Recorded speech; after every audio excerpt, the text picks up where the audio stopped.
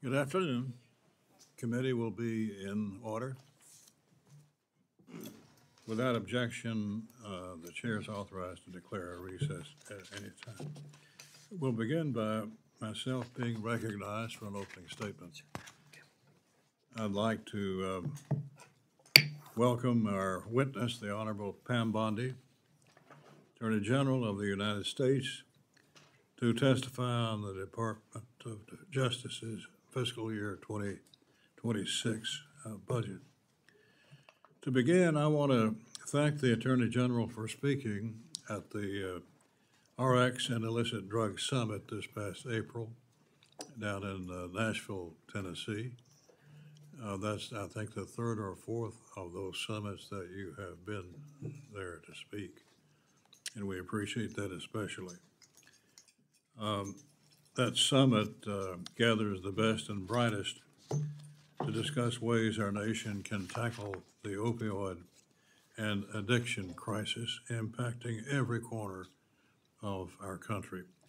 At this year's summit, we received some encouraging news from the CDC that overdose deaths have decreased by nearly 30%.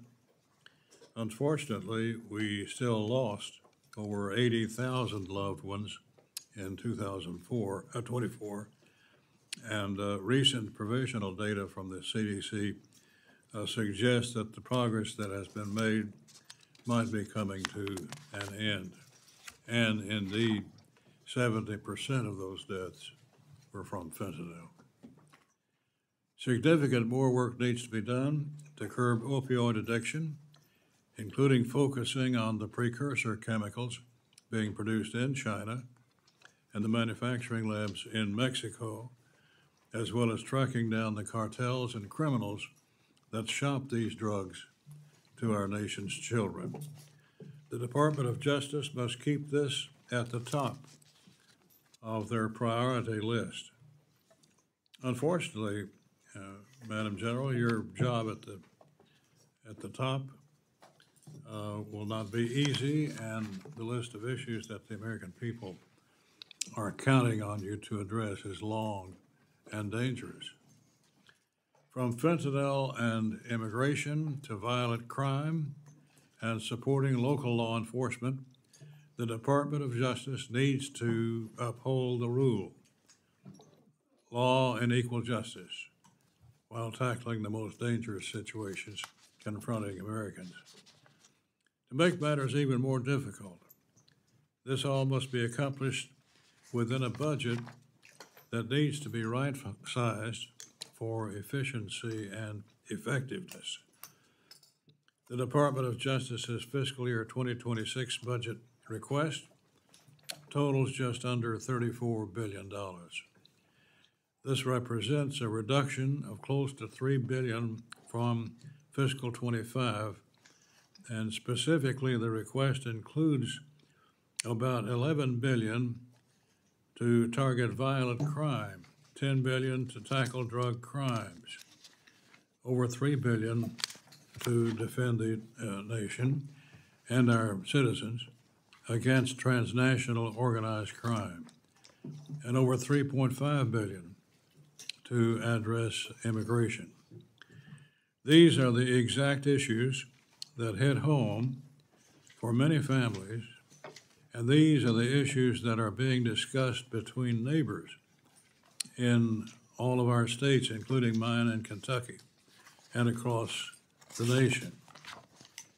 After 4 years of politicization at the Biden's Department of Justice, these are the issues that the American people expect you to address.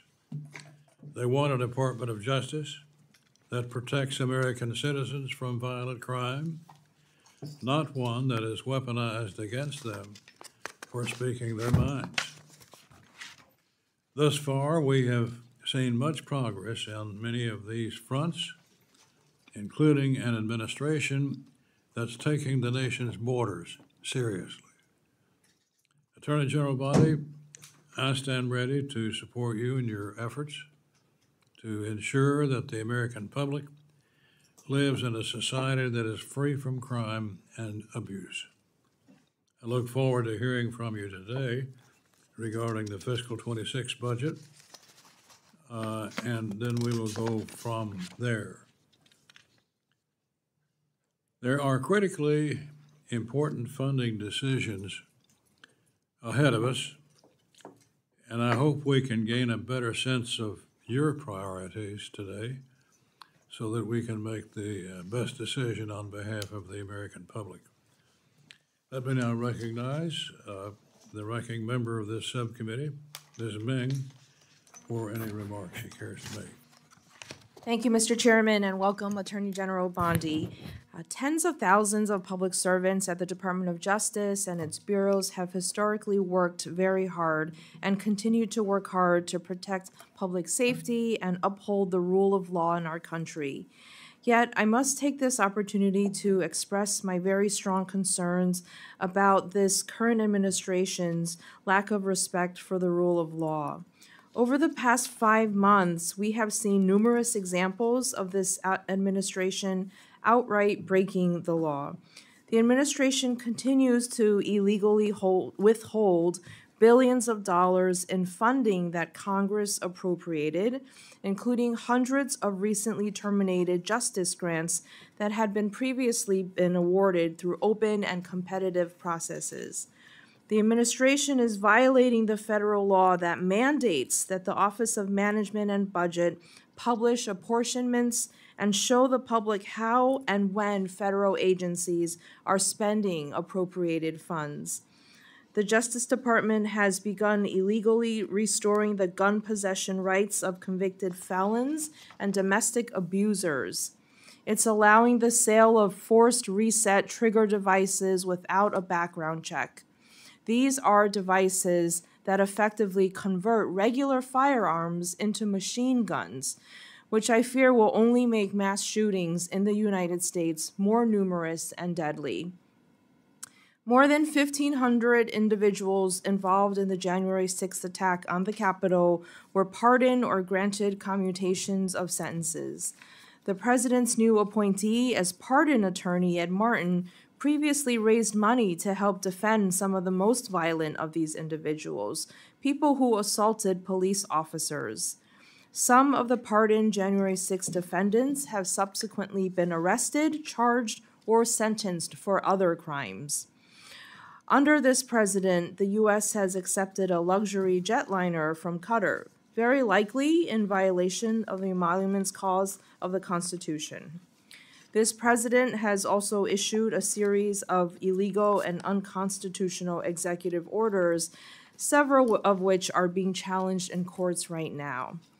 Presidential actions in recent months have also directed highly political and targeted investigations against law firms and individuals, including Miles Taylor, a former staffer for the House Appropriations Committee's Republican majority.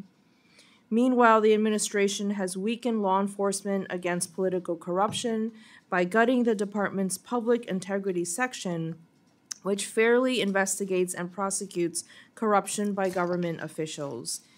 It has dismantled Task Force Kleptocapture, which was started after Russia's 2022 invasion of Ukraine, to enforce sanctions and target oligarchs close to the Kremlin. It has also ended the FBI's Foreign Influence Task Force, which was created to defend against foreign influence operations targeting U.S. institutions. Furthermore, dozens of experienced career federal prosecutors, litigators, and FBI leaders have been fired or forced out since the start of this administration, including James Dennehy, the highly respected leader of the FBI's New York field office. I'm really concerned about what is happening in the Department of Justice, especially based on the department's fiscal year 2026 budget request. The proposed budget weakens the country's efforts to fight crime and keep Americans safe. The proposal reduces funding for the FBI, despite the heroism of agents like those in Minnesota who aided in the recent capture of the deranged man accused of killing a state representative and nearly killing another. It slashes funding to fight the trafficking of fentanyl and other dangerous illegal drugs by reducing the budget of the DEA, cutting the high-intensity drug trafficking areas program by more than a third, and by completely eliminating the dedicated funding for the Organized Crime Drug Enforcement Task Force's program. The administration also proposes a cut of more than 25% to the ATF, which will further weaken the government's ability to fight illegal gun trafficking. This budget proposal also puts further pressure on state and local budgets at a time of great economic uncertainty. The proposal cuts by more than $800 million funding to grants to local and state law enforcement for fighting and reducing crime, including a cut of more than $37 million to burn justice assistance formula grants that help our local law enforcement in every single state. I'm also concerned about the huge cuts to grants aimed at preventing and prosecuting violence against women, such as STOP grants and sexual assault services grants. The administration also proposes eliminating 3 valuable programs aimed at fighting and preventing hate crimes at the same time that the FBI is reporting that hate crimes are at historic highs. The administration's budget would completely eliminate the Community Relations Service, which was created by the Civil Rights Act of 1964 to prevent and resolve conflicts in American communities. These actions and this budget proposal simply don't demonstrate a commitment to the rule of law and equal rights for all Americans. I look forward to discussing these important issues at today's hearing. Thank you for being here, and thank you, Mr. Chairman, and I yield back. We have in attendance the ranking member of the full committee, Ms. DeLauro, whom I now recognize. Thank you very much.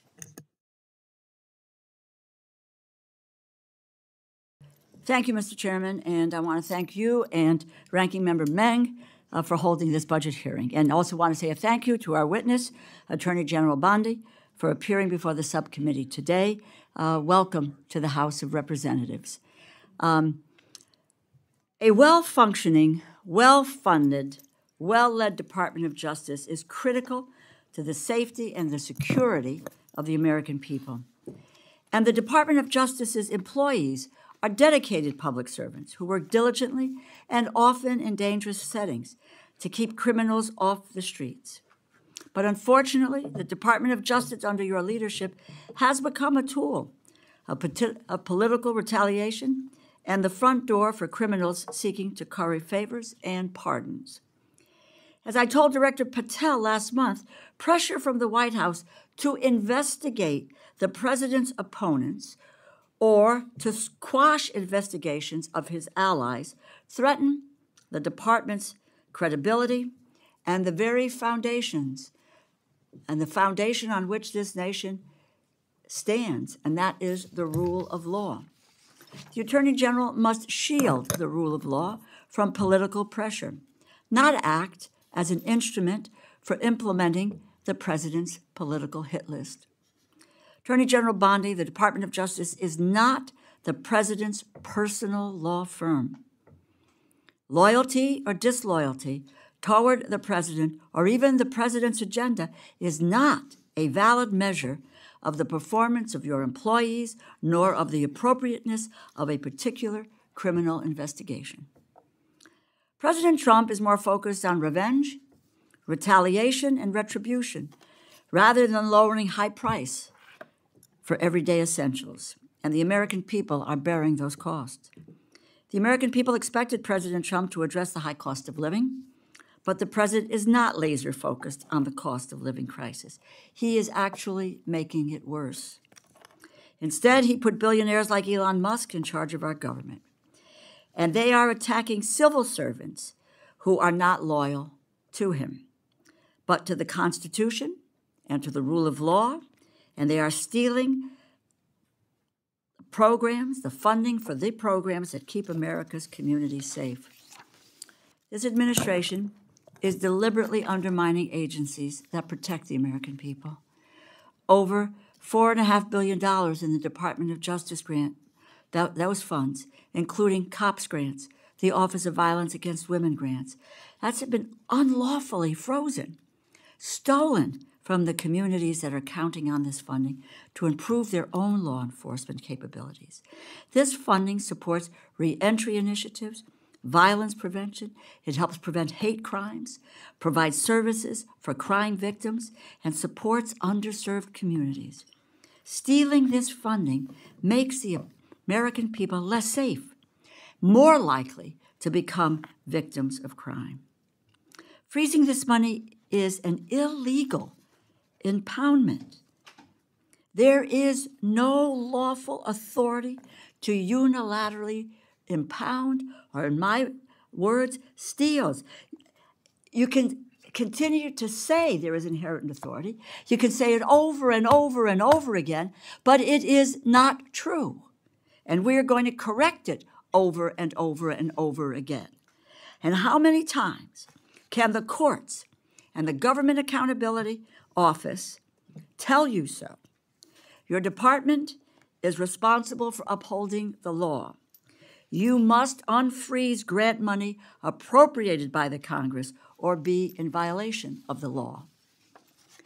Moving to the next fiscal year, I'm eager to learn about how the Department of Justice will continue to fulfill its mission with a proposed budget that significantly cuts our nation's law enforcement agencies, key offices, and grant programs.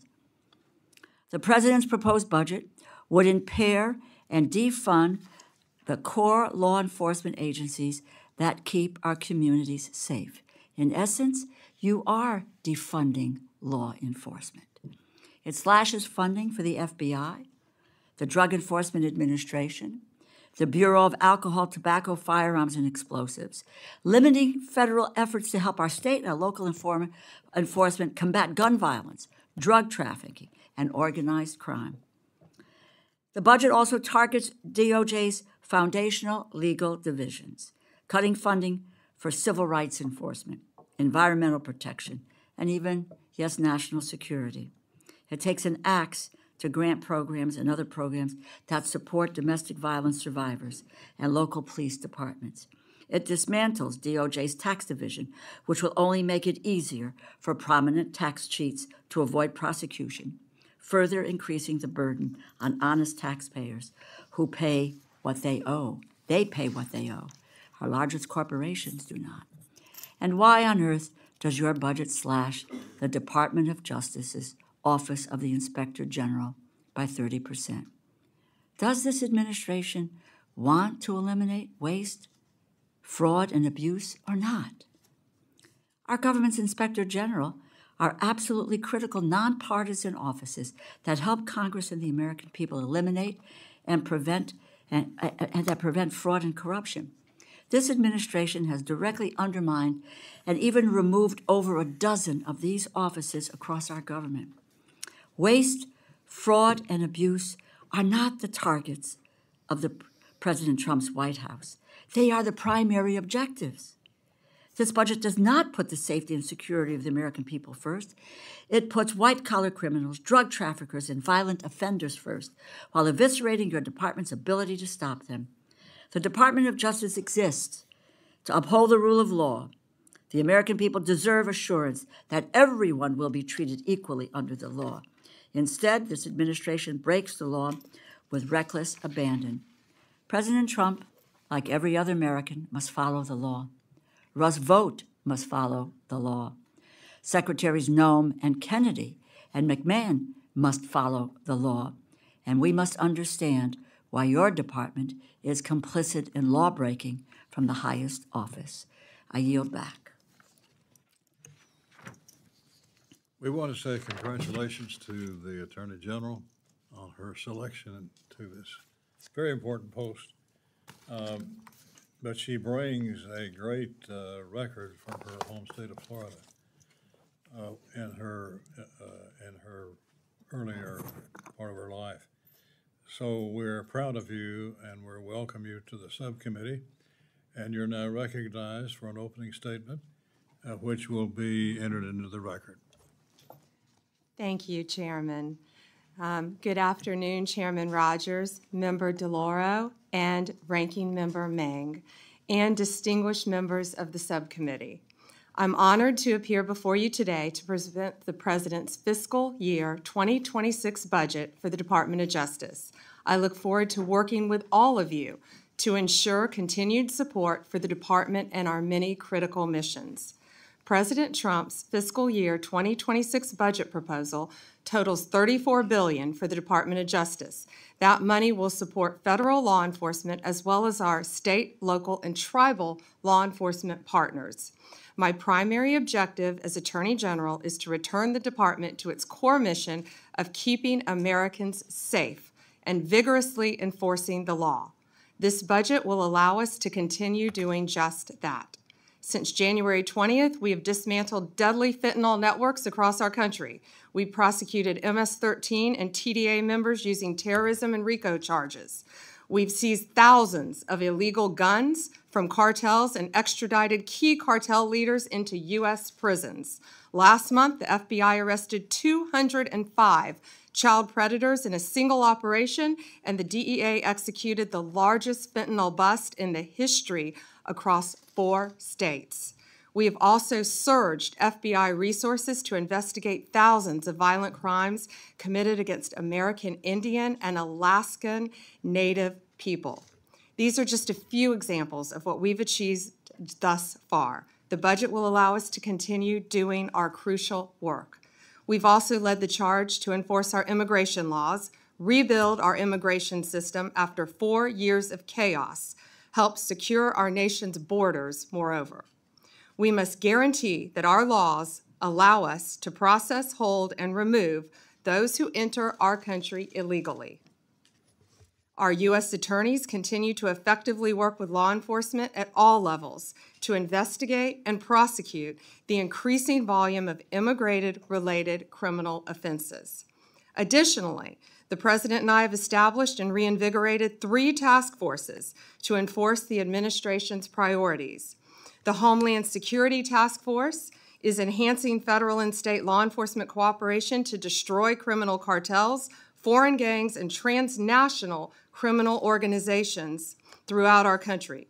Joint Task Force Alpha will continue to specifically target the human trafficking and human smuggling networks that took root while our border was wide open. And Joint Task Force Vulcan will continue successful efforts to arrest and prosecute members of TDA and MS-13. We are also committed to making America safe again by reducing recidivism. The Bureau of Prisons has suffered mismanagement, lack of funding, and low morale. Throughout my confirmation process, BOP came up in every single meeting, regardless of the senator's party. The President's budget proposal will address critical staffing shortages, enhance staff retention, and deliver positive changes to a system that has long needed improvements. The resources made available through President Trump's proposal will also empower the department to continue fighting our war on fentanyl. Since January 2025, the DEA has already seized 41.5 million fentanyl pills and 4,470 kilos of fentanyl powder. It's a historic rate, but it's not enough. We won't rest until this poison is off our streets. And finally, the 2026 budget continues my commitment to find savings in the department, reduce inefficiencies, and deliver value to the American taxpayer.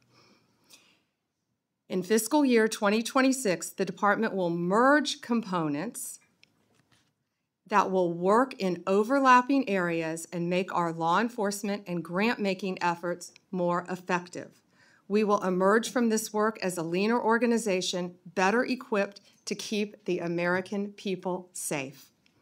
Chairman Rogers, Ranking Member DeLauro, Ranking Member Mang, it is my pleasure to highlight our efforts to be good stewards of these resources. I am working diligently to restore confidence and integrity to the department and each of these components. Thank you for your continued support of the department's financial needs and for the opportunity to present our budget request. I also would ask all of us now to pray for our troops in Qatar. Amen. I look forward to working with you, and I'm now happy to take any questions you might have. We will proceed under the 5-minute rule, and I will yield myself the first 5 minutes. As you know, Madam Attorney General, rural America, many parts of the country, including my district, continue to suffer from the lethal effects of illicit drug use and overdose deaths. How does your 26 budget propose to address drug crimes such as trafficking and the influx? What are you doing differently than in the past? Chairman, what we are doing, we are focusing all of our law enforcement agencies on getting these drugs off of our streets.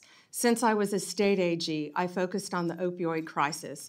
I focused with all of our agencies working hand in hand on the drug crisis. Securing our borders, I believe, was the first step.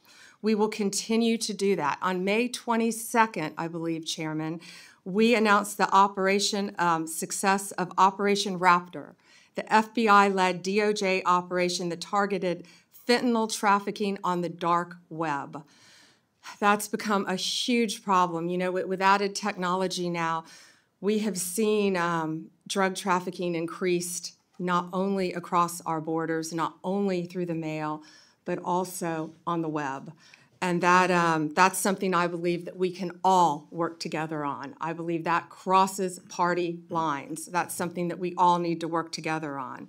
We've seized 144 kilos of fentanyl, 180 firearms, and over $200 million in currency and digital assets, working with 9 international partners and arresting 270 drug traffickers across 4 continents. And that was all because of Operation Raptor. On May 6th, we executed the biggest fentanyl bust in DEA's history. We dismantled a Sinaloa cartel that trafficked across 5 states: New Mexico, Arizona, Utah, Oregon, and Nevada. We seized 412 kilos of fentanyl pills, 11.5 kilos of fentanyl powder, and 49 illegal firearms.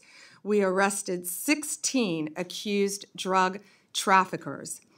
These cartels, these gangs, are so organized that they insulate their leaders. The leader of this particular cartel was living in Oregon, yet none of the drugs were with him. This was incredible police work by all of our agencies, federal agencies, working hand in hand to track them down. I met in conference rooms. We had charts, and I would invite any of you members on both sides of the aisle to come in and see these investigations of what we are trying to do to get these drugs off our streets. They are so complex, they are so complicated, and what our law enforcement have been doing is really second to none, and I am so proud. They are some of the bravest in the world, and I am so proud at what they have been doing, working with all of our state and local partners to eradicate these drugs. My point of that was in Oregon, was the leader of this particular Sinaloa gang, and again, he insulated himself. But we were able to catch him thanks to great police work, and we will continue to do that. Well, congratulations. Thank you. And thanks for the invitation. I hope we can take you up on that. During his hearing before us, FBI Director Patel indicated a lot of precursor chemicals that originate in China are now going to terrorist organizations that reroute the precursors into our country through the northern border. What can you say about that? Yes, Chairman, that's accurate. You know, I've been fighting this fentanyl epidemic since I was a state AG, when it really first came on the market. Ironically, I was recently in Poland at a security conference with all of my counterparts around the world, and I will never forget something they said to me. My counterpart in Poland said, "Fentanyl isn't here yet." yet, because they protect their borders. And yes, the northern border is now a great concern to all of us, I would think to everyone on this committee. And yeah, that's it. That's a great concern, but we will continue to do that. We are fighting to protect those precursors from coming in, as we know. And you know, what they keep doing is they're changing the precursors. And they continue to change them, and they continue to send them through Mexico, through Canada, on ships, through our ports of entry, into our country. But that's something we have to all work together on to stop. I went to our DEA lab. I met with our DEA. It only takes, it looks like almost 2 grains of salt. I had them put sodium chloride in a little bottle so I could show people. That's what it takes to kill you. And that's what our kids are taking. They don't realize that it is mixed in, they think they're buying a Xanax, an Adderall, I can't say this enough, an oxycodone pill. They think they are buying something else, and this junk is being laced, this poison, into these pills throughout our country. And that's something I feel like we can all work together on to try to stop. But yes, that was, a very long answer to yes, it's coming in through our northern border, but we are doing everything we can to secure that. We are working with Homeland Security very closely, and they're doing an incredible job on that as well, Chairman. Ms. May. Madam Attorney General, I wanted to ask about a topic that's of great importance to many Americans and especially my constituents, which is about hate crimes. I'm really troubled that your budget proposes to end the grant programs that may help prevent some of these hate crimes. As you may know, I was the author of one of these programs, the Community-Based Approaches to Advancing Justice program, which was created in fiscal year 2022. This program supported local groups working to increase hate crimes reporting, give community members resources in languages other than English, and to improve relationships between local law enforcement and the community. It was a direct response to the rise in hate crimes targeting Asian Americans during the COVID-19 pandemic. You may recall in March 2021, 6 women of Asian descent were tragically murdered in Atlanta, Georgia. My Hate Crimes Act passed through Congress in May of that year with bipartisan support, including from several of my colleagues on the other side of the dais. For years, I've been hearing from constituents about how scared they felt and have been hearing from members of these communities as well as experts who've told me that one of the best ways to combat hate in this country is to fund prevention programs. So not just prosecution, but also prevention. I have a letter here that hate crime survivors and family members wrote to you in May, expressing their strongest concerns about the termination of these grants. Signed by people like family members of Emmett Till, James Byrd Jr., Matthew Shepard, and survivors of the Pittsburgh synagogue shooting. I ask unanimous consent to enter into the hearing record this letter from these survivors and family members to Attorney General Bondi regarding the termination of hate crimes-related grant programs.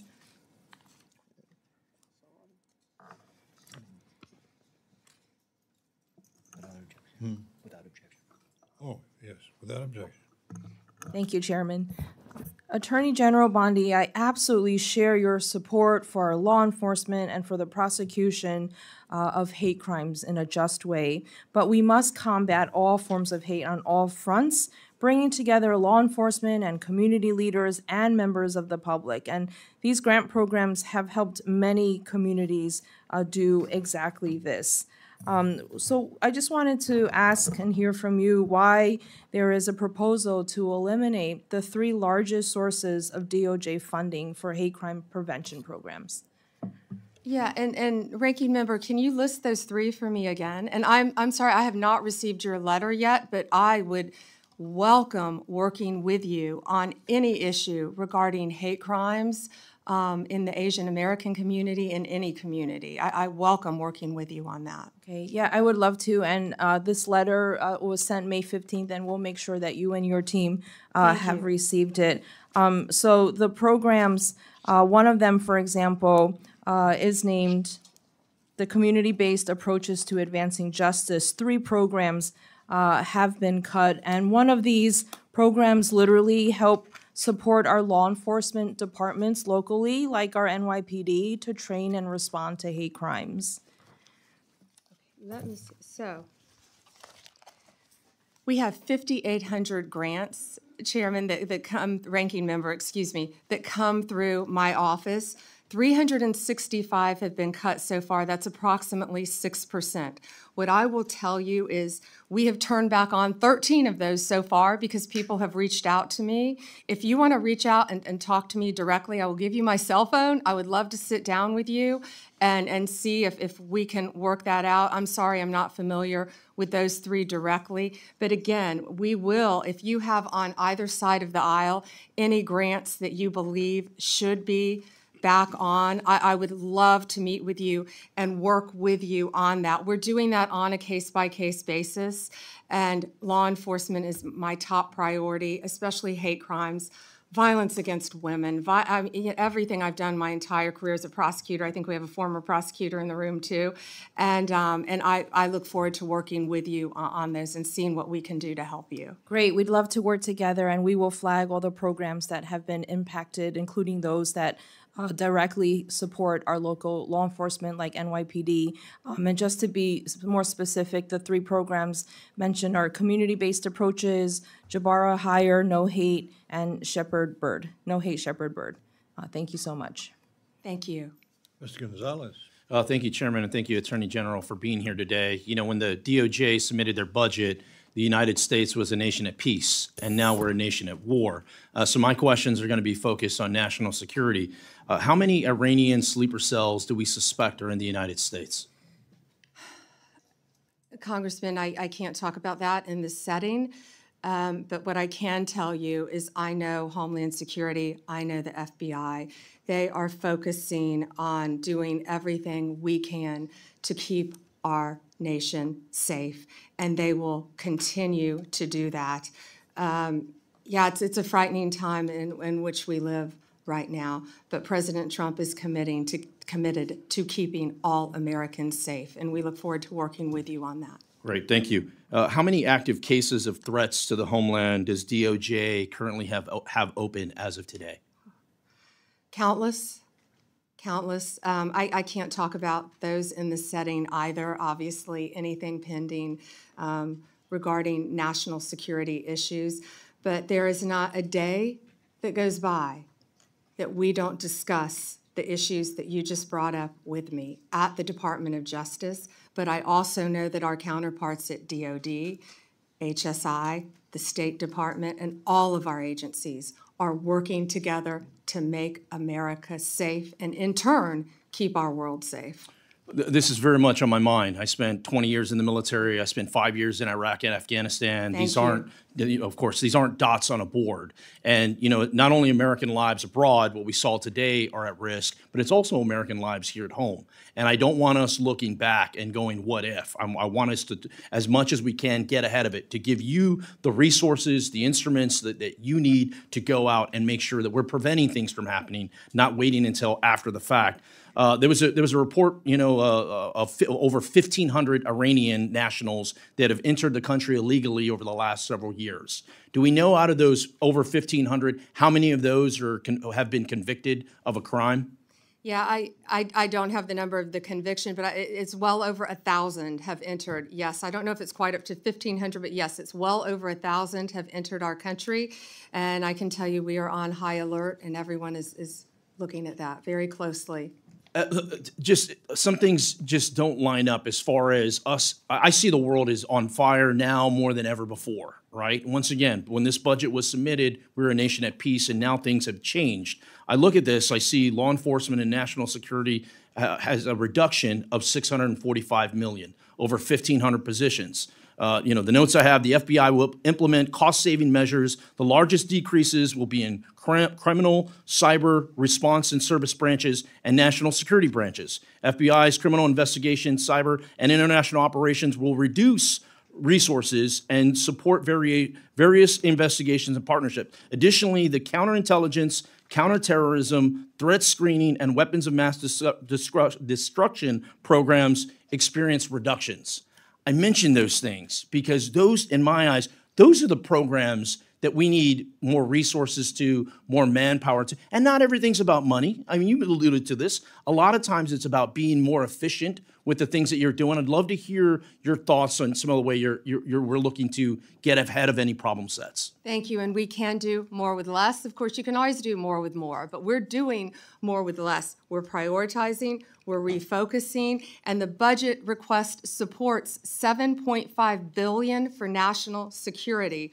Also, that's why it's very important, I believe, for all of you to support Big Beautiful Bill. The One Big Beautiful Bill gives us a lot of additional funding at the Department of Justice to carry out our mission. The Senate version gives us $11.82 billion. Currently, the House version gives us $3.3 billion. Hopefully, they will come to a compromise in there, but that's where it will truly help Department of Justice combat all of the issues that you brought up and many others. And thank you for your service to our country, especially now. I didn't realize that you had served in Iraq. Thank you.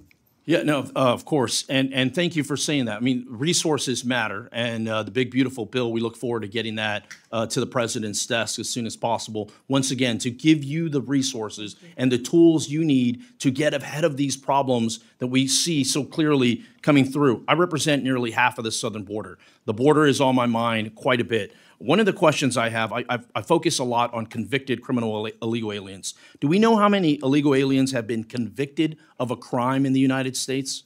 Yeah, I can get you those specific numbers. I don't know, but many. I can tell you our prosecutors are indicting and charging illegal aliens constantly, violent crimes, rapes, thefts, many crimes throughout this country. And yes, our borders were wide open. And Congressman, back in September, I went to our border at Yuma, Arizona, not in Texas, but in Yuma.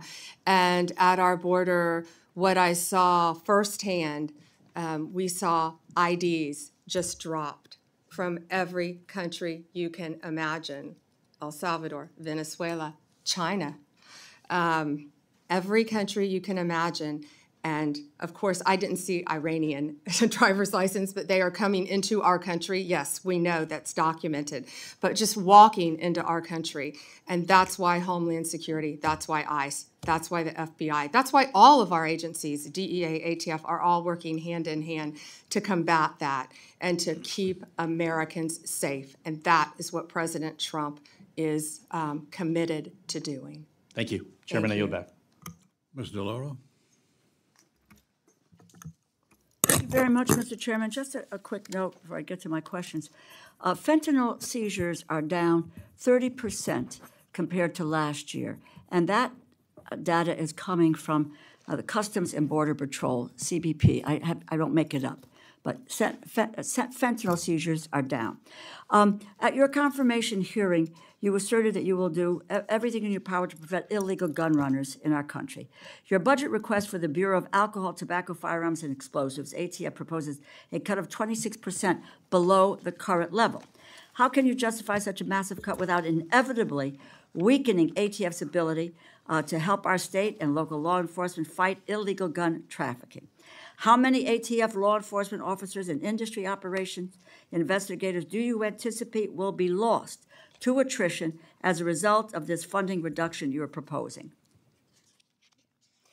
So, I am a career prosecutor, and I believe in keeping America safe, making America safe. First, what we're doing is ATF is going to be brought over with DEA.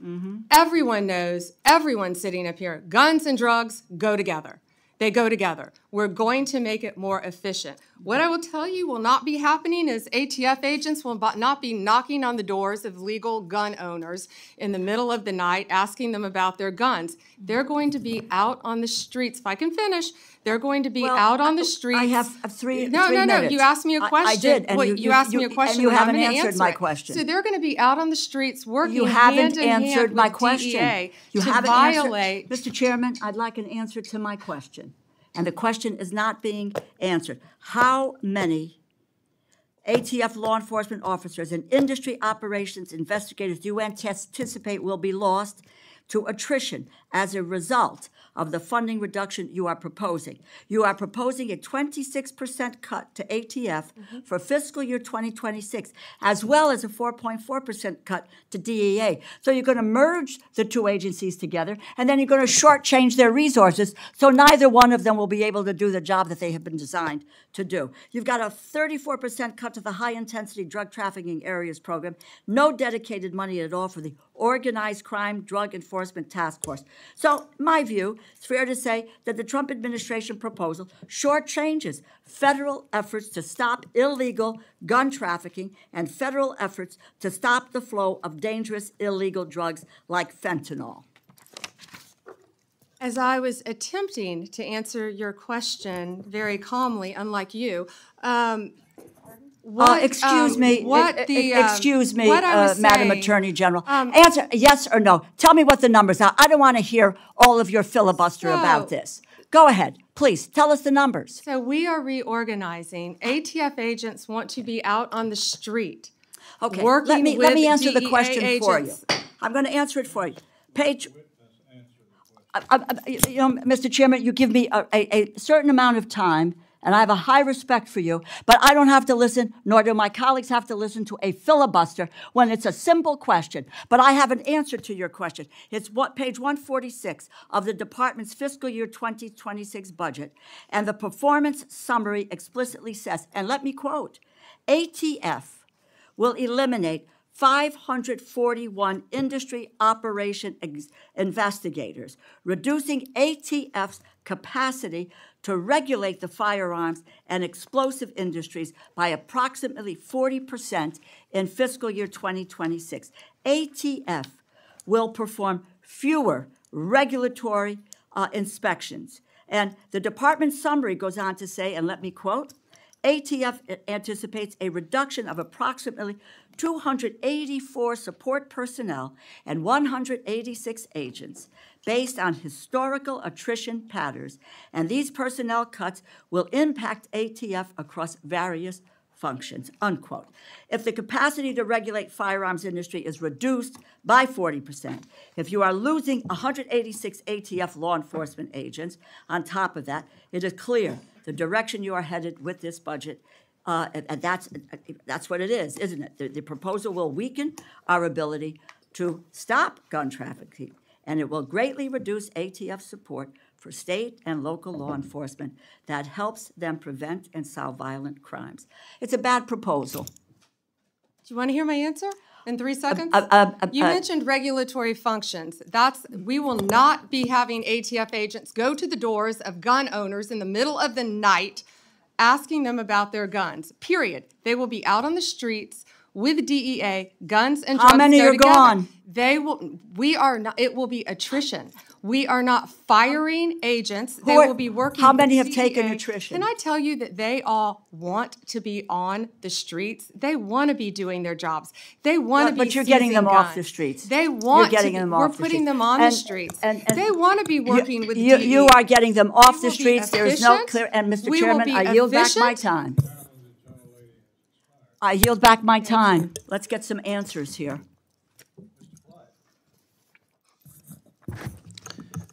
Thank you, Mr. Chairman, and thank you, Attorney General Bondi, for being here today. You are, in my mind, a breath of fresh air to our Department of Justice. Thank you. So thank you for your dedication to the Constitution and for equal justice under the law.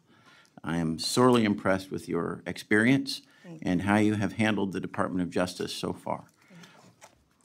As we all know, under the Biden-Harris administration, the Department of Justice, FBI, and ATF were dangerously weaponized to target President Trump and everyday Americans, tactics more fitting of an authoritarian regime than a constitutional republic. From politically persecuting President Trump, then President Biden's chief political rival, to going after pro-life advocates like Mark Houck, the actions of the Attorney General Garland, Director Wray, and the DOJ leadership were unacceptable and unconstitutional, in my opinion. That's why I was very encouraged to see the President's FY26 budget commit to ending the weaponization within the Department of Justice and the FBI.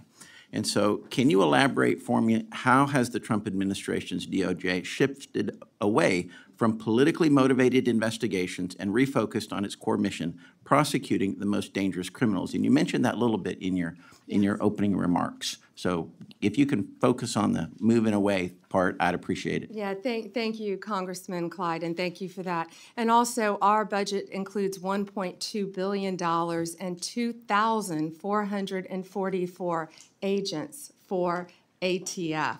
And those agents will be on the street with DEA. And thank you for letting me answer that question. Yes, ma'am. And we are prioritizing resources addressing illegal firearms and traffickers, and we will reduce unnecessary regulatory efforts, including what I just said about the weaponization. That's how ATF, I believe, was weaponized in the prior administration.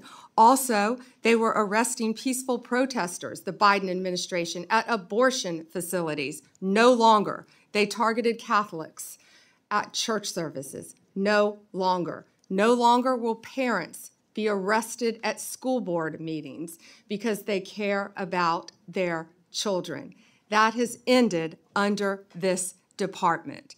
That's why Donald Trump won the popular vote and the Electoral College by overwhelming margins. He made that crystal clear, and that's what's happening now in our country. That weaponization has ended. These ATF agents will be on the street fighting drugs. I have been a career prosecutor. ATF has taken thousands of guns off the streets since January 20th, working hand in hand with DEA. Drugs and guns go together. Core function, no more targeting and weaponizing our citizens by any of the agencies. Thank you. Thank you for that commitment. Thank you. I was delighted to see that the Department of Justice's fiscal year 26 budget also included a dedicated fund for a firearm rights restoration initiative. Can you describe this initiative a little bit and any other steps that your department is taking to restore the Second Amendment rights to Americans who are unlawfully or unjustly stripped of them by prior administrations? Can you talk about that a little bit, please? Yes, Congressman, and that is the pardon power, of course, falls with the president, and he has been doing many pardons on that topic, and he will continue to do that, I am certain. Also, one other thing about ATF is our seizure of firearms is up 33% from this time last year. Thank you. Wanted to add that. Thank you. Thank you. I was going to ask you about the merger of DEA and the ATF, and kind of, if you'd elaborate on that. You've talked a little bit about it already. The one thing that I think is very important is that the ATF and federal firearms licensees work together, because truly FFLs are the front line when it comes to illegal purchases and just the information that is out there, and we can help each other as long as we have a good relationship with each other. And during the last administration, it was a terrifying relationship. I mean, you had the zero tolerance against federal firearms licenses. I'm sorry, we're all human. Everybody makes mistakes, okay? And they're not intentional, they're just mistakes. And when you can lose your livelihood and you can lose your business and your employees can lose their jobs over simple mistakes, that's a real problem, especially when, if you think about federal firearms licensees, they're the pathway to the Second Amendment of the Constitution. They enable individual participation in the protection of liberty. I mean, that's what federal firearms licensees do. So I think it's really important to have that critical relationship between ATF and the federal firearms licensees. And, when the inspectors, when the ATF went from the Treasury to the Department of Justice, and the inspection side of it, when the IOIs, when they were, industry operations inspectors, when they became industry operations investigators, okay? You investigate crime, you really inspect records. That was concerning to me. So my thought was maybe we could move the IOIs to the Department of Commerce, but just would get your thought on that. Yeah, and Congressman, that's the first time I've heard about that. I would love to meet with you and learn more Great. about that. I look But forward thank you to it. for asking about the ATF-DEA merger. In the world in which we live, bureaucracy has been around for a very long time.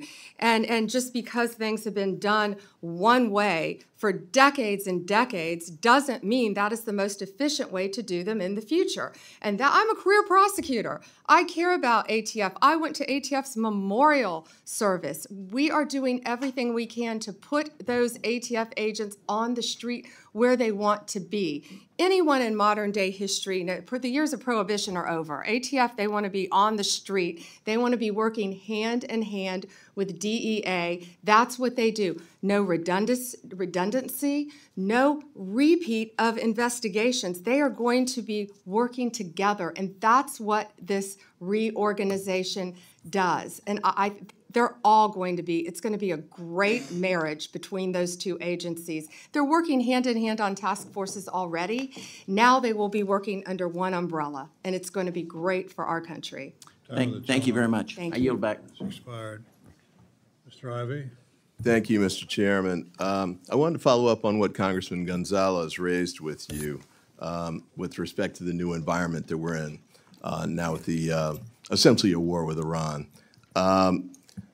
A few weeks ago, your FBI director sat in the same chair and said that he thought in the budget that's been proposed, they're about $11.2 billion short. He wanted an additional 1,100 positions that were lost to attrition and 1,300 he wanted to have filled.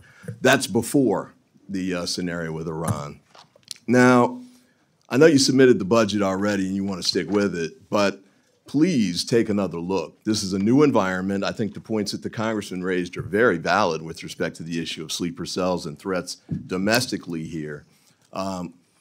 Taking FBI agents off the street now is there isn't a worse possible time you could do it. So please reconsider that and move in a different direction on that, because we need more of them on the street, not fewer. Ms. DeLauro was raising issues with respect to your budget, the IOI cuts and the 86 agents that are going to be cut too. And the concern I have on that front, I know you're saying they want to be on the street, but they're ATF agents that do things that aren't on the street. So like, for example, the Nibbin work where they match the cartridges to the guns is critical. And I'm very concerned that some of the cuts you're going to make are going to impact that. And the Nibbin pieces are critical for state and local law enforcement. It's like you used to be, because a lot of them don't have the resources to track it down. And the information that they can get, they can turn it around in 48 hours. So the man who attempted to assassinate now President Trump, the connection that was made was through this apparatus, this approach. The same thing with the Minnesota assassin. So that's an area where we can't afford to have those kind of cuts, I don't think, at this time. And the performance of fewer regulatory inspections. I had gun dealers in my district who needed those inspections to take place. And important findings have been made, certainly with respect to tracking crime guns and cracking down on gun dealers who are working illicitly. I'm not saying they all do. I mean, many of them operate in the right way, but the only way to track it down is through inspections that have to be aggressive. And by the way, even under the current regime or the previous regime, I think some of them didn't get inspections for maybe every 10 years or so. So it wasn't like it's a constant harassment piece. But I've got some folks here in the corner of the hearing room who are from my district. Moms Demand Action, DMV Mothers Like Me, Women's Missionary Society. I met with them a few weeks ago, and the concern was the issue of gun violence on our streets and the desire to make sure that the federal presence continues to push hard to make sure we close those cases. You're reducing resources, you're reducing the number of agents, as Mr. Patel said. That's moving in the opposite direction. What response would you give to them with respect to the steps that you're taking to make sure not only that we stay safe, but we get even safer and do even more to get violent offenders off the street and get the guns off the street before the violent offenders get them? So first, Congressman Ivey, you're a former prosecutor, and I'm smiling because I could see that in some of your questions. Thank you for those questions. I'm going to try to answer them all in order of how you ask them. You ask about the FBI, our budget, and Director Patel clarified that in front of the Senate, I think, and our budget includes $10.1 billion, 12,926 agents for the FBI. I think clarification would be gentle. It was a complete flip-flop on what he said when he was here. So And he was asked 3 times by prioritized. Ms. DeLauro just to make sure that he was right about what he had said when he was They testifying. prioritized realignment of personnel to the field to carry out national security, which you just talked about, intelligence, criminal law enforcement, and criminal justice missions. Can I do this? Can I just keep? If- I only if- have 34 seconds to I've answer you, got and I 3 really quick want to questions answer. for you, and I'd love You're to get. asking 3 questions and you haven't let me answer one. I'd I love to wanna get your talk about answers in Niven. writing. Quick questions. Niven, When you were the Attorney General in Florida, Chairman, can I answer you the offered, question? You offered after the Parkland shooting.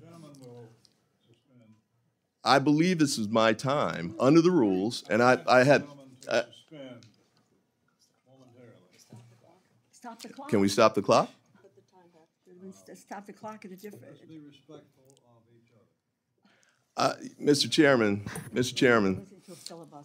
what I just said was, if you could submit your answers in writing, that would be great. I don't think I've made any kind of statement that's been accusatory with respect to her or her professional reputation. There's been no attack on her. These were just questions that were asked. I'm seeking the answers in writing, which would be great. But I have a couple others that I'd like to ask too, and we'll do them on. No, it hasn't. You cut me off when there were 30 seconds left. Yeah. So, well, that's true too. A couple of you all went over like a minute and a half. Over almost 2 minutes. I just would like my 30 seconds back. And then if she can submit answers in writing, that'll be fine. But, but I want to get these questions in while she's here. Go ahead. I want to ask the questions and she can submit the answers. This is my 5 minutes. I get to do it the way I want to do it. Under the committee rules and under the House rules. These are my 5 minutes. And as I said, I have not been disrespectful to this witness. I have not. Or Like you did. I feel like you did. okay. When you were the Attorney General in Florida, after the Parkland shooting, my understanding is that you moved to ban gun sales to people under 21. Is that a position that you would take now as the Attorney General? I have a bill, H.R. 2368, which does something like that. I would be interested in if you'd be willing to co-sponsor or support that bill. You also moved to enact red flag laws, allowing a judge temporarily to confiscate weapons when he or she viewed that the person was at risk of hurting himself or someone else. Is that a position you would continue to support now? And the last one is ghost guns. Ghost guns, I don't think you took a position on it back when you were the AG in Florida, but we've had 2 bills come through here in the Congress, all Democratic co-sponsors. I think there's no argument that ghost guns have any, appropriate use on the street. They only help criminals avoid prosecution. Would you support a legislative ban on ghost guns?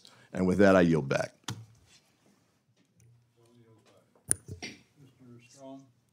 Thank you, Chairman Rogers, Ranking Member Ming, for having this hearing today. I'd also like to thank the subcommittee staff for their hard work. Attorney General Bondi, thank you for being here today. I commend you for your efforts to prioritize President Trump's America First agenda and commitment to making America safe again.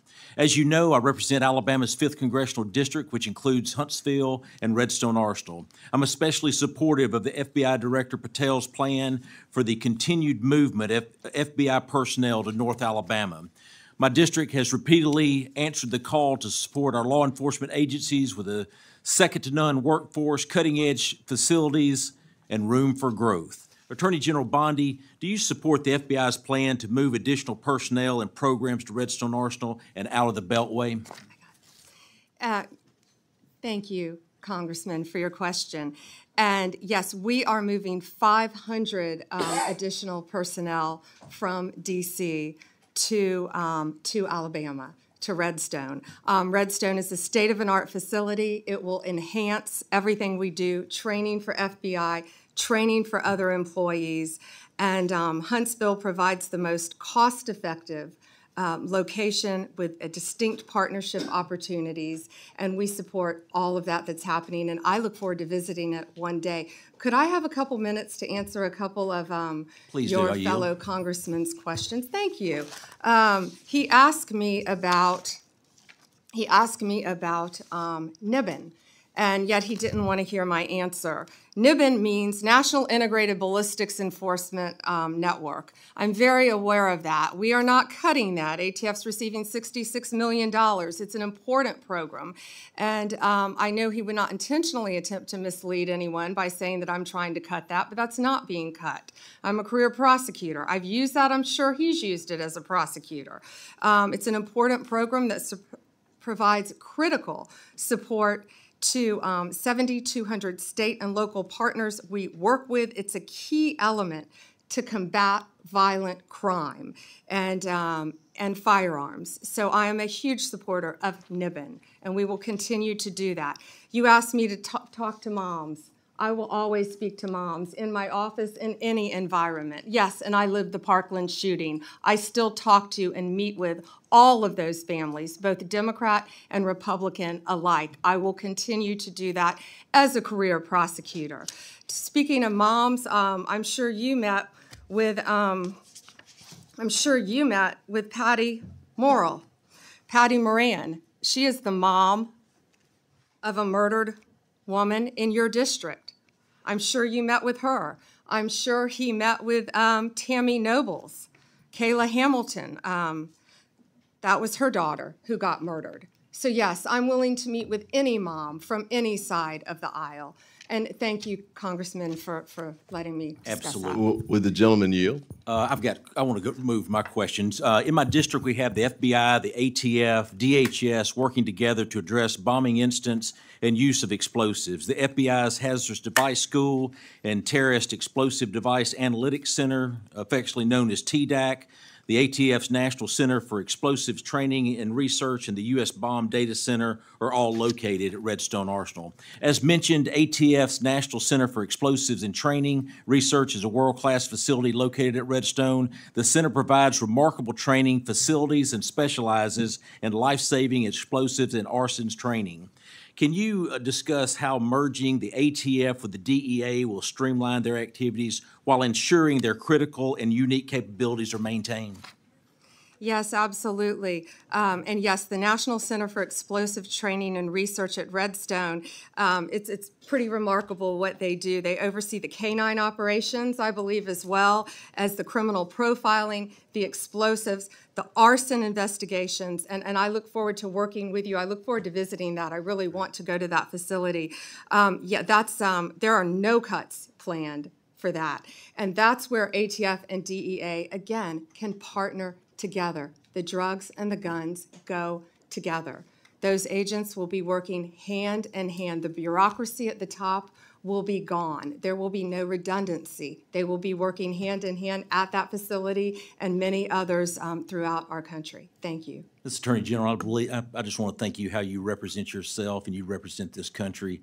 It's a hard task what you have to do. You represent Democrats, Republicans, but what you have done in these first 5 months have reestablished the American people's belief in what the DOJ is to do for the American people. Mr. Chairman, I yield back. Amen. Someone yields back. Mr. Morelli?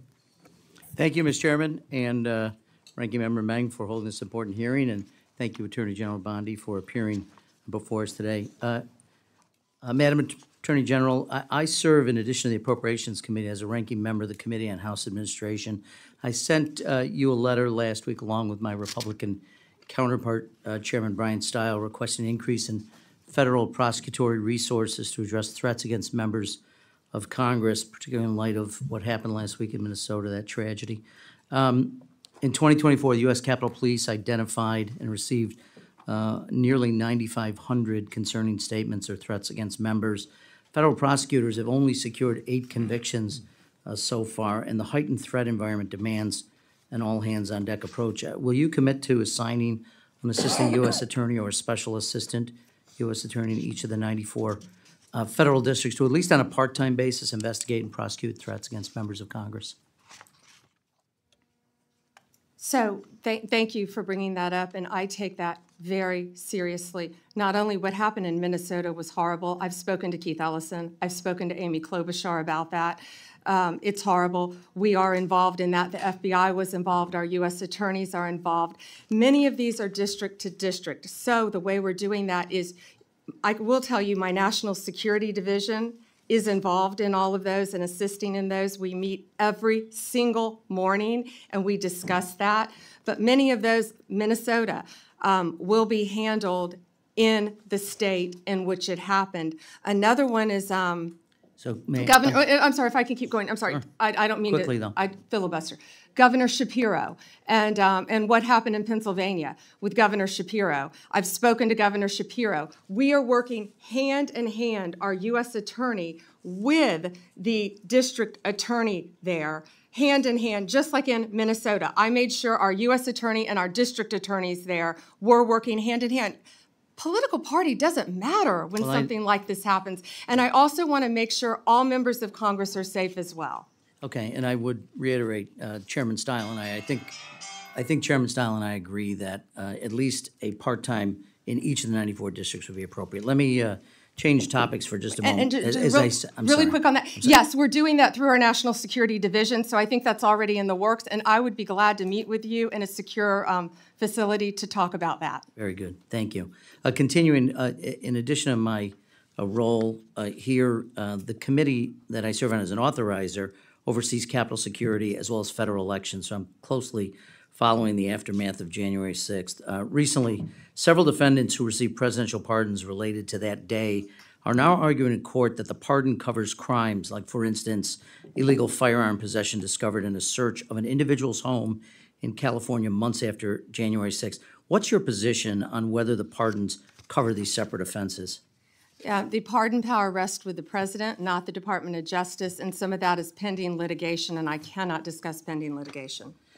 Well, I'm not asking you about who has the right to a pardon. I think as the Department of Justice in February wrote, the pardon is an act of grace which removes the punishment from a crime a person has committed. It further said, in its effect, the granting of a pardon is in no sense the overturning of a judgment of conviction.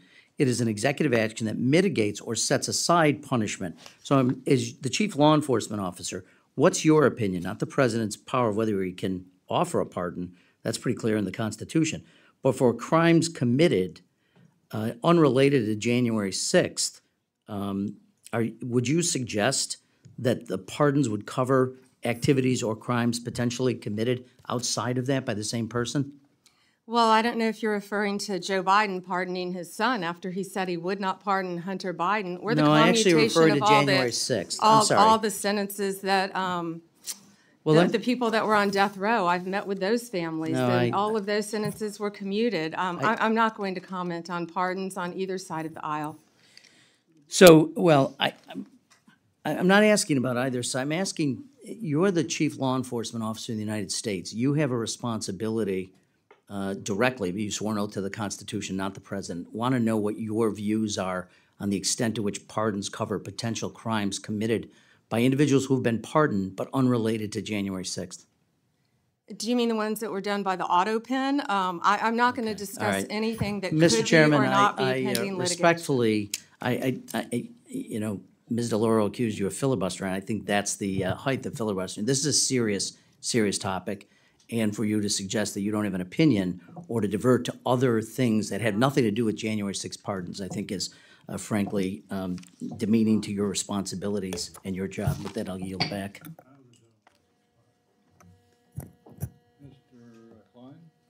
Thank you, Mr. Chairman. Attorney General, thank you for being here today. You know, when I am home in my district talking to my constituents, they are concerned about their safety. They are concerned about the safety of their communities, the safety of their neighborhoods.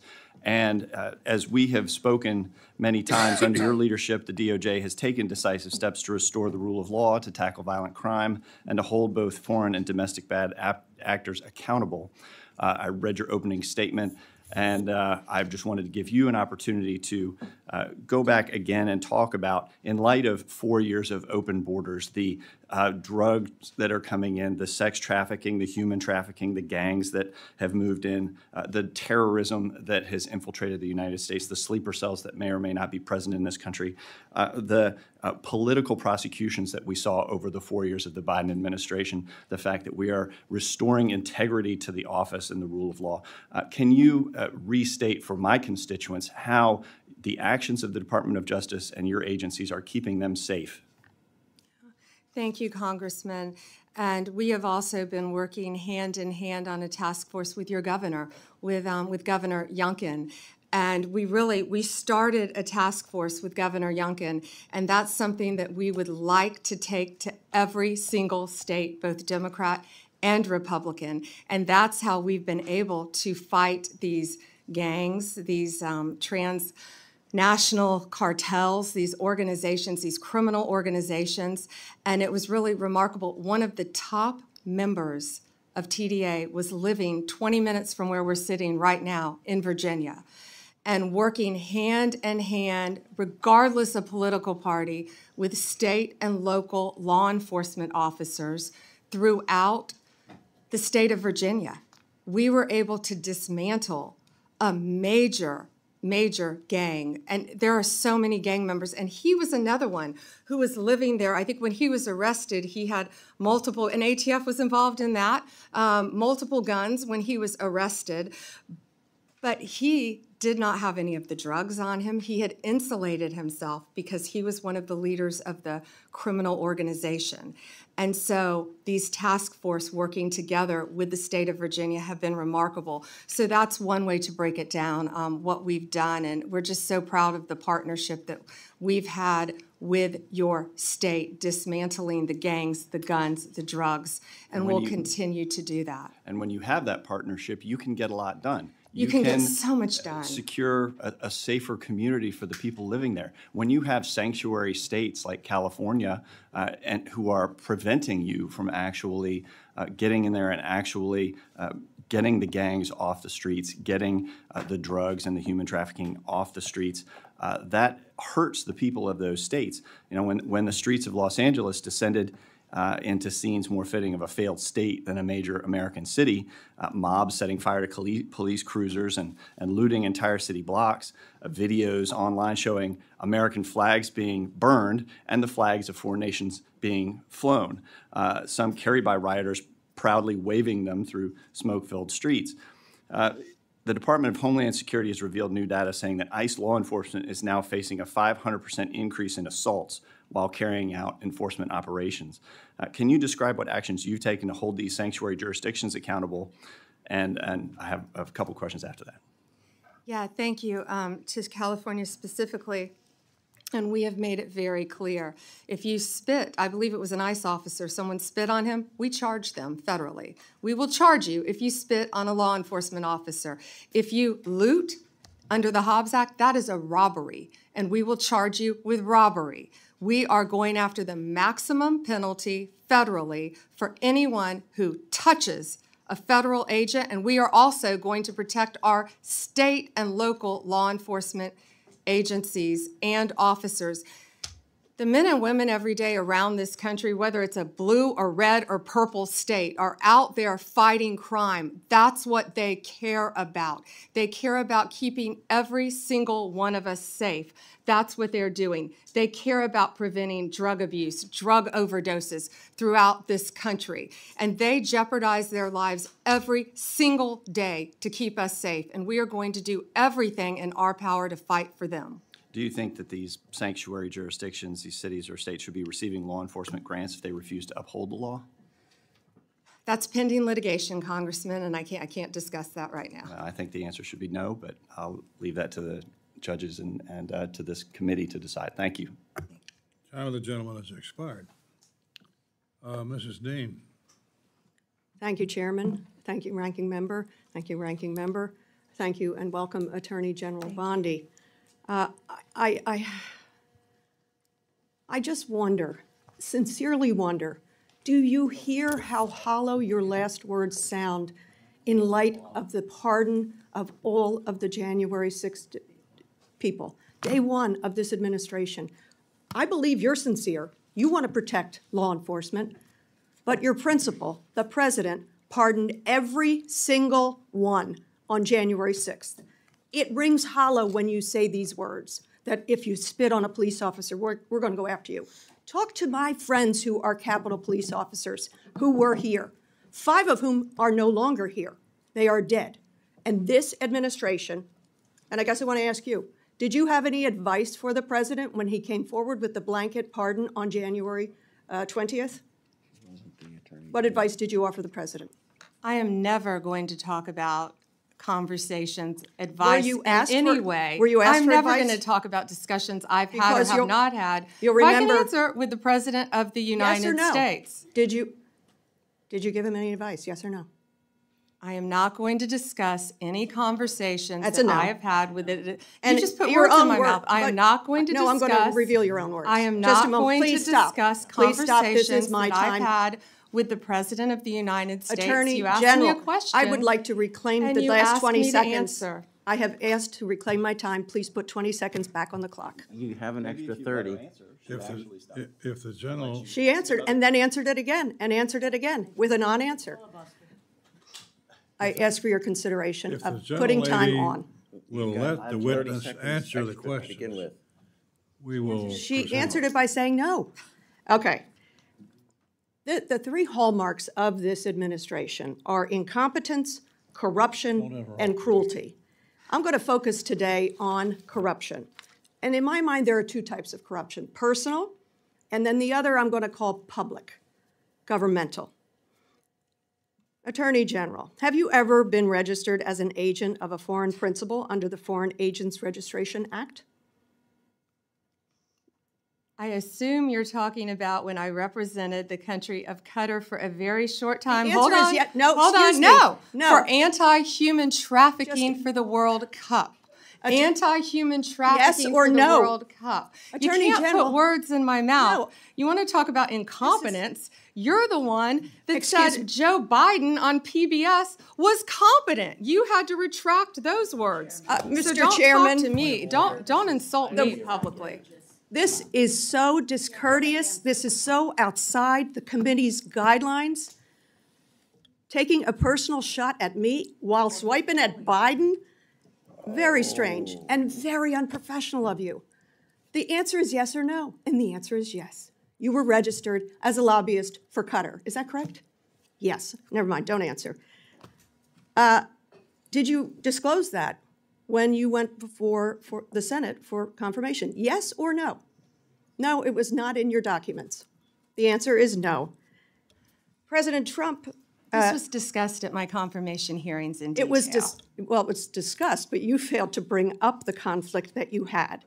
President Trump recently announced he'd accept that $400 million Qatar airplane because it was just prettier than the one he was flying around in. Is it true that you gave advice that this was legally permissible? Yes or no? I will not discuss any advice that my Office of Legal Counsel gives to the President of the United States on any matter. When you spoke before the Senate, you said you would ask for ethical advice. Did you recuse yourself from that issue? And talking about unprofessional, you say the President wanted a jet because it's pretty? Excuse Come me. on, this is a Senate, this is a He said it congressional himself. hearing. He said it himself. Let me go to April the 2nd. You're a part of this, the president has dabbled in meme coin. He had the DOJ, disband the National Cryptocurrency Enforcement Team. His son recently launched the Executive Branch Club, a private club with $500,000 memberships here in D.C.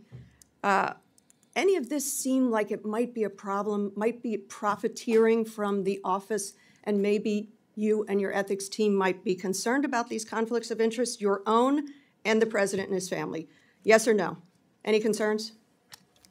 What I would be concerned about in Pennsylvania are all the child sex cases that we've prosecuted, all the CSAM cases that we've prosecuted. Did you hear in my question? Pennsylvania. I That's asked what the I would witness be to concerned actually about. answer questions that are asked. Congresswoman Dean. Chairman, Please let the witness answer the question.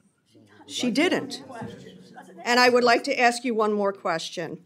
You're not just complicit in this, you're actively helping and profiting. Isn't it true that on April the 2nd, the same day that Trump announced his chaotic tariff regime that plummeted the stock market, you sold more than $1 million worth of your shares in Trump Media stock? Trump Media stock fell 13% in the following days. Seems you avoided that loss. Well done. I yield back. May I answer that, Chairman? I complied with my ethics, and yeah, I would take a class in financial literacy if you think I profited from that, because I lost a tremendous amount of money. Congresswoman, and also on page 25 of my SJ2, it lists my involvement with Qatar for anti-human trafficking for the World Cup. Thank you. Mr. Moore. Thank you, Mr. Chairman, and thank you for holding the hearing. Thank you, Attorney General Bondi, for being here.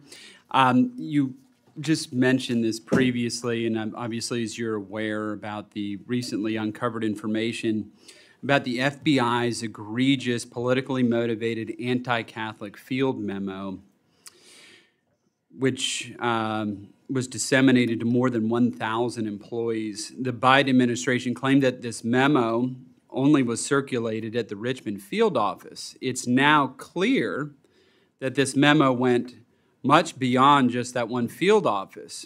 This was a memo that suggested that Catholics, based on their theological beliefs and practices, were radical and that their traditional parishes were vectors for extremism. The FBI went so far as to infiltrate and spy on Sunday masses. So, Attorney General Bondi, I'm grateful for your efforts to combat anti-Christian bias, including the task force you recently stood up. It's clear from both the original leaked memo and the additional documentation that has been released that extremist Southern Poverty Law Center was the basis for this anti-Catholic bigotry coming from the FBI. Will you commit to not use the Southern Poverty Law Center to determine who is a hate group? Committed to working with you on that, Congressman, and thank you for bringing that up about, yeah, that was horrible what happened to Catholics and that memo. It didn't just happen to Catholics, of course, it happened to parents at school boards. It happened to people who were peacefully protesting at abortion clinics. That's the end of weaponization under the Trump administration. Well, thank you for that, Attorney General Bondi. What additional resources can this committee provide to further execute your efforts to eradicate anti-Christian bias in the federal government? Yeah, we're committed to working with you. Our Civil Rights Division, led by Harmeet Dillon, is doing an incredible job working on those issues and many more. Our Civil Rights Division, I met with her this morning. I talk to them almost daily, and they are working to protect people of all religions. And, you know, especially now, I'm actually surprised that hasn't come up yet this morning, but in light of everything happening with Israel, all of the anti-Semitic things that have been happening around our country. I went to the crime scene here in D.C. of 2 young people who were leaving a Jewish museum and were gunned down simply because of their religion. It was horrific. It was horrific. And then in Boulder, Colorado, when a Holocaust survivor was firebombed, lit on fire because she was Jewish. And so it's not only Catholics, it's every religion. And even mosques that were slow-walked under the Biden administration and not allowed to open. We will protect every religion in this country. Well, thank you for your commitment to that, and I truly appreciate it, and I think everybody of faith in the United States appreciates that.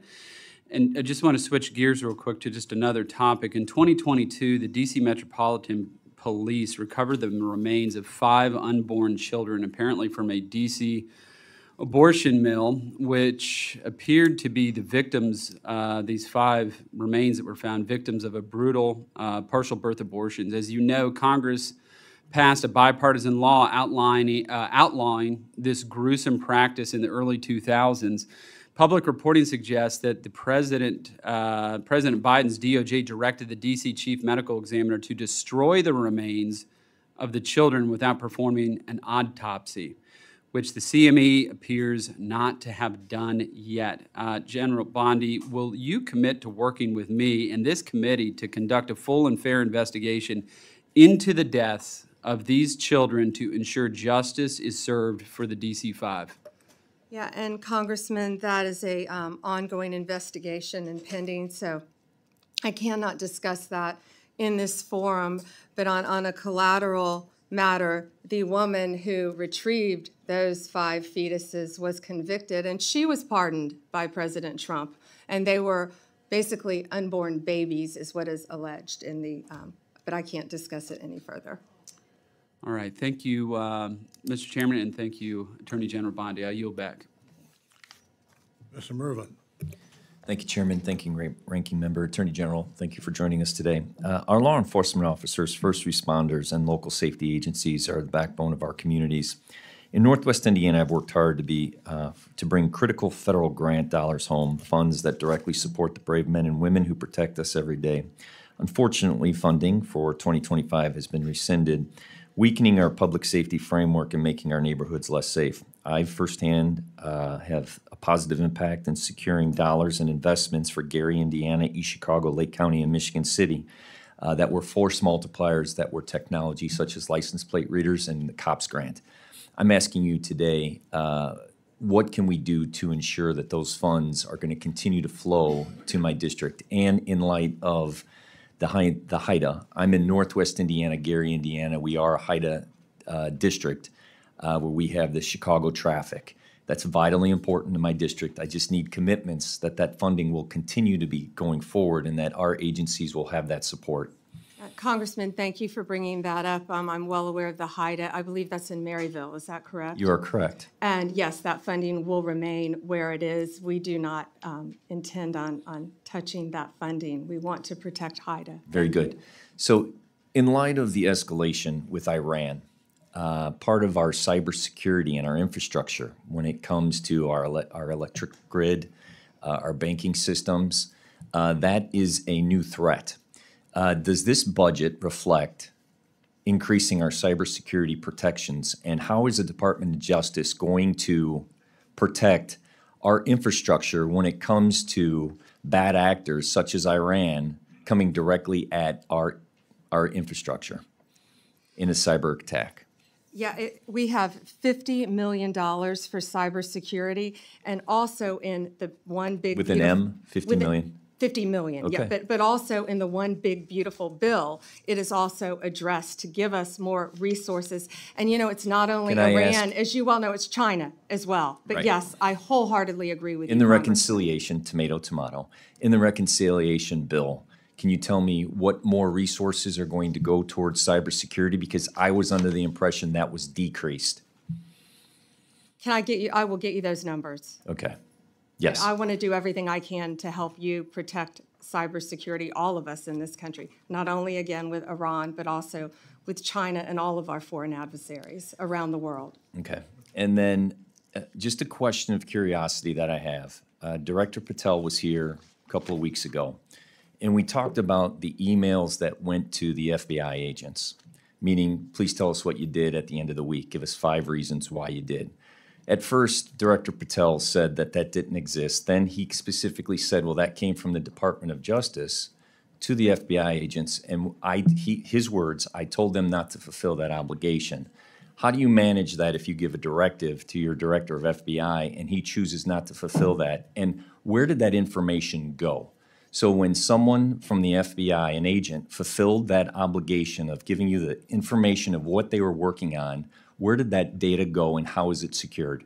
Yeah, and Congressman, I'd be happy to see who answered that, but I asked, when I learned about it, I asked that it be withdrawn, and it was, that email. When you learned about the email going to the FBI agents, you asked them to withdraw it. Who did you ask to have it withdrawn? My entire office, and it was. So it is unknown who sent that email?